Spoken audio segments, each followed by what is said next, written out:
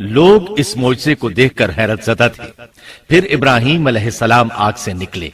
इतना बड़ा मोजज़ा देखने के बावजूद लूत अलैहिस्सलाम के सिवा कोई शख्स पूरे बाबिल शहर से उन पर ईमान न लाया। अल्लाह ताला फरमाते हैं, فآمن له لوط बस इब्राहीम पर लूत ईमान लाए।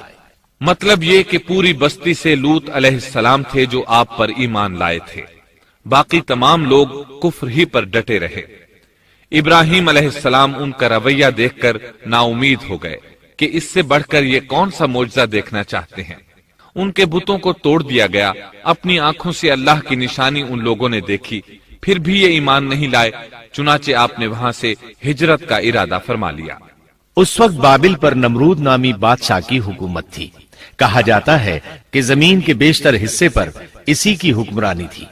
जब उसके पास ये खबरें पहुंची कि इब्राहीम अलैहिस्सलाम को आग में डाला गया, लेकिन आग ने उन्हें नहीं जलाया, तो उसने इब्राहीम अलैहिस्सलाम को अपने दरबार में पेश करने का हुक्म दिया। इब्राहीम अलैहिस्सलाम को वहां लाया गया।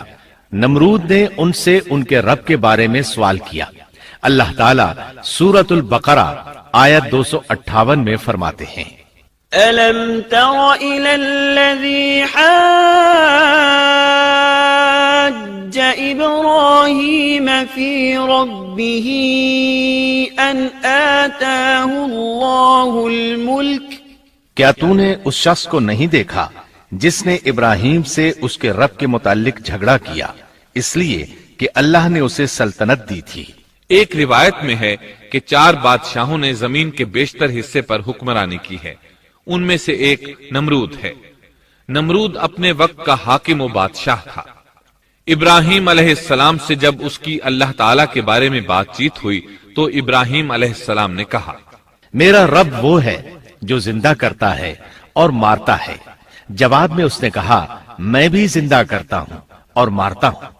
चुनांचे उसने हुक्म दिया कि जेल से 2 आदमियों को ले आओ। जेल से 2 ऐसे आदमियों को लाया गया जिनके लिए सजाए मौत का फैसला हो चुका था। उसने उनमें से एक के कत्ल का हुक्म दिया, दूसरे को मुआफ कर दिया। इससे उसने ये साबित करना चाहा कि वो भी जिंदा कर सकता है और मौत दे सकता है, और कहने लगा, देख लो, मेरे हुक्म से लोग मरते हैं और मेरे हुक्म से उन्हें जिंदगी मिलती है। इसकी बात सुनकर इब्राहीम अलैहिस्सलाम ने गौर किया कि अगर वो इससे मौत व हयात के बारीक फलसफे पर बहस करेंगे तो नमरूद का मकसद पूरा हो जाएगा और मेरा मकसद पूरा नहीं हो पाएगा। इसलिए बहस व मुबाहसे की बजाय कोई मजबूत दलील पेश कर दी जाए ताकि हक व बातिल के दरमियान फर्क वाज़ेह हो जाए। चुनाचे आपने फरमाया, बेशक अल्लाह सूरज को मशरिक से लाता है, तू उसको मगरिब से ले आ। काफिर बादशाह ये सुनकर मबहूत रह गया, उसका सर झुक गया। अल्लाह ताला फरमाते हैं, तब वो काफिर हैरान रह गया और अल्लाह ना इंसाफों को सीधी राह नहीं दिखाता। इन तमाम बातों के बाद नमरूद को यह मालूम करने की जरूरत नहीं रही कि इब्राहीम अलैहिस्सलाम आग से कैसे नजात पा गए, क्योंकि हकीकत उस पर आश्कार हो चुकी थी। वो जान गया था कि असल मामला क्या है। चुनाचे उसने इब्राहीम अलैहिस्सलाम से कहा, आप इस मुल्क से निकल जाइए, हम आपको यहाँ नहीं रहने देंगे। इब्राहीम अलैहिस्सलाम ने इराक को खैरबाद कहा और शाम की तरफ हिजरत कर गए। यहाँ आकर वो हर्रान नामी बस्ती में मुकीम हुए। इसी जगह आपने अपने चचा हारान की बेटी सैयदा सारा अलैहिस्सलाम से शादी की। अल्लाह ताला इस हिजरत के बारे में फरमाते हैं, وَنَجَّيْنَاهُ وَلُوطًا إِلَى الْأَرْضِ الَّتِي بَارَكْنَا فِيهَا لِلْعَالَمِينَ और हम उसे यानी इब्राहीम और लूत को बचाकर उस जमीन की तरफ ले आए जिसमें हमने जहान के लिए बरकत रखी थी। जब आप हर्रान के मकाम पर पहुंचे तो वहीं ठहर गए, वहीं रहने लगे। यहाँ आकर आपका शुमार बनु हर्रान में होने लगा। आप लोगों को इसी शहर में रहने की दावत देते। इस शहर के लोग बुतों की पूजा नहीं करते थे, बल्कि सितारों को पूजते थे। इब्राहीम अलैहिस्सलाम ने जब इनकी ये हालत देखी तो इरादा कर लिया कि इन लोगों को बताएंगे कि सितारों की इबादत करना बातिल है। ये लोग चूंकि नजूम परस्त थे, इसलिए इनकी इबादत का वक्त रात को होता था। اور یہ لوگ رات کے وقت عبادت کرتے تھے، کیونکہ ان کے معبود یعنی ستارے رات ہی کو طلوع ہوتے ہیں۔ چنانچہ ابراہیم علیہ السلام انہیں یہ دکھانے کے لیے کہ ان چیزوں کی عبادت باطل ہے، ایک دن ان کے ساتھ نکلے۔ اللہ نے آسمان کے دروازے کھول دیے تو ابراہیم علیہ السلام نے چاند، ستاروں، سیاروں اور آسمان و زمین کی سلطنت کو دیکھا۔ اللہ تعالیٰ نے ابراہیم علیہ السلام سے تمام پردے ختم کر دیے جو عام طور پر لوگوں کی آنکھوں پر ہوتے ہیں، اور انہوں نے وہ کچھ دیکھا جسے آج کی رصد گاہیں بھی نہیں دیکھ سکتی۔ اللہ تعالیٰ سورۃ الانعام آیت 75 میں فرماتے ہیں، وَكَذَلِكَ نُرِي إِبْرَاهِيمَ مَلَكُوتَ السَّمَاوَاتِ وَالْأَرْضِ وَلِيَكُونَ مِنَ الْمُوقِنِينَ۔ اور اسی طرح ہم نے ابراہیم کو آسمان اور زمین کی سلطنت کا مشاہدہ کرا دیا تاکہ وہ یقین کرنے والوں میں سے ہو جائے۔ بعض مفسرین نے لکھا ہے کہ یہ سب کچھ اللہ تعالیٰ نے ابراہیم علیہ السلام کو اس لیے دکھایا تھا کہ وہ ستاروں کی پرستش کرتے تھے، پھر اللہ تعالیٰ نے اپنی عبادت کی طرف ان کی رہنمائی فرمائی۔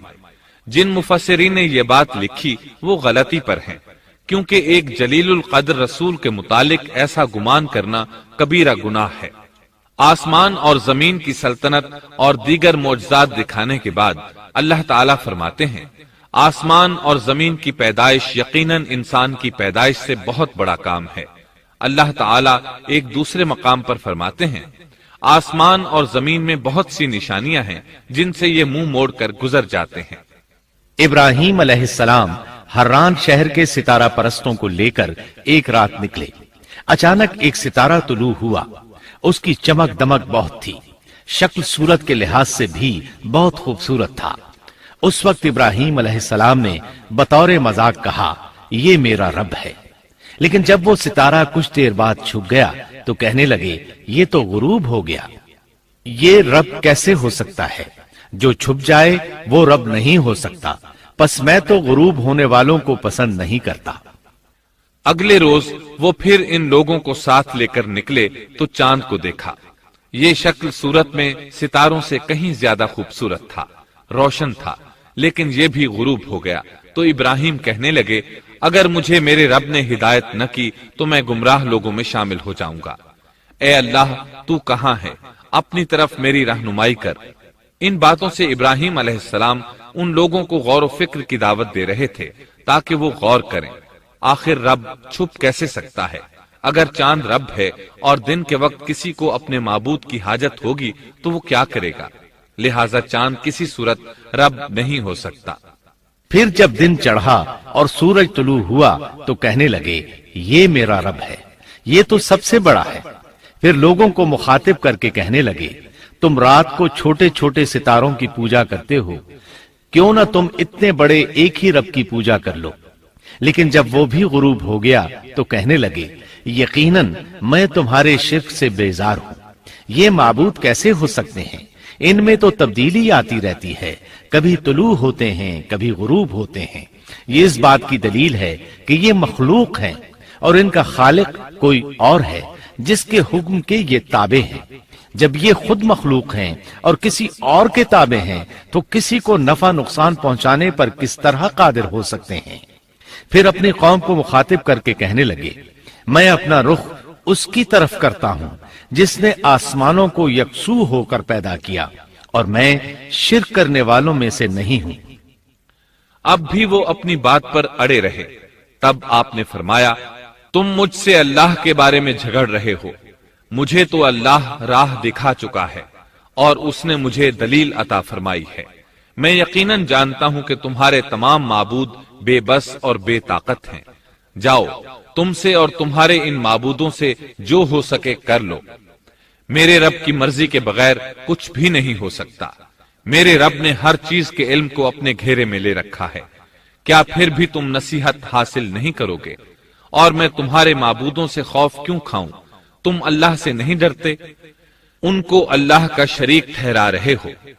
اللہ نے اس کی کوئی دلیل نازل نہیں کی۔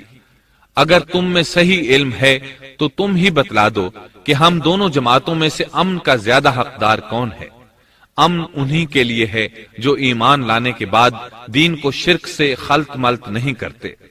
حقیقت میں ہدایت یافتہ وہی لوگ ہیں۔ یہی ہمارے وہ دلائل تھے جو ہم نے ابراہیم علیہ السلام کو ان کی قوم کے مقابلے میں عطا کیے تھے، اور ہم جسے چاہیں مرتبے میں بڑھا دیں۔ بے شک تیرا رب بڑی حکمت والا ہے۔ ان لوگوں نے پھر بھی کفر ہی کیا، کوئی بھی ایمان نہ لایا۔ چنانچہ ابراہیم علیہ السلام نے ایک بار پھر ہجرت کی اور مصر جا پہنچے۔ مصر کے بادشاہ کو خبر ملی کہ ایک شخص ہجرت کر کے آیا ہے اور اس کے ساتھ ایک عورت ہے، وہ بہت زیادہ حسین و جمیل ہے۔ چنانچہ اس ظالم نے اپنے کارندوں کو بھیجا کہ اس عورت کو میرے پاس لے آؤ، ساتھ ہی اس سے پوچھنا کہ تمہارے ساتھ جو آدمی ہے وہ کون ہے، اگر وہ اس کا خاوند ہو تو اسے قتل کر دینا۔ ادھر بادشاہ نے اپنے کارندوں کو حکم دیا، ادھر اللہ نے ابراہیم علیہ السلام کی طرف وحی بھیج دی۔ انہوں نے سارا علیہ السلام سے کہا، اگر وہ تجھ سے میرے بارے میں پوچھیں تو بتا دینا تم میری بہن ہو۔ پھر سارا سے بولے، اے سارا، روئے زمین پر میرے اور تیرے سوا کوئی مومن نہیں، یعنی یہ کافروں کی سرزمین ہے، یہاں کوئی مومن نہیں، اس لحاظ سے تم میری دینی بہن ہو۔ پھر بادشاہ نے ابراہیم علیہ السلام کو پیش کرنے کا حکم دیا۔ اس نے آپ سے پوچھا، یہ عورت کون ہے؟ آپ نے فرمایا، یہ میری بہن ہے۔ اس طرح ابراہیم علیہ السلام کی زندگی میں 3 موقع ایسے آئے کہ انہوں نے اللہ کے دین کی حمایت اور مدافعت کے لیے توریہ کیا۔